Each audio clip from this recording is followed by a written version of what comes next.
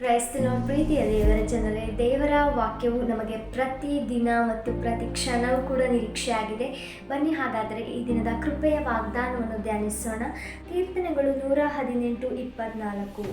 ಈ ದಿನವು ಯೆಹೋವನಿಂದಲೇ ನೇಮಕವಾದದ್ದು, ಇದರಲ್ಲಿ ನಾವು ಉಲ್ಲಾಸದಿಂದ ಆನಂದಿಸೋಣ.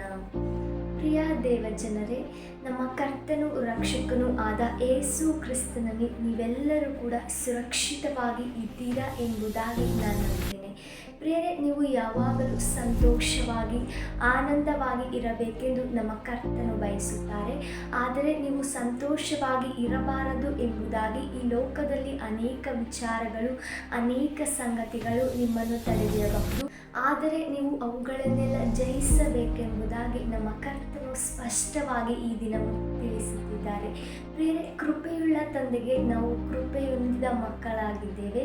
ದೇವರಿಂದ ಹುಟ್ಟಿರುವಂಥದ್ದೆಲ್ಲವೂ ಲೋಕವನ್ನು ಜಯಿಸುತ್ತದೆ ಎಂಬುದಾಗಿ ದೇವರ ವಾಕ್ಯದಲ್ಲಿ ನಾವು ನೋಡಬಹುದು.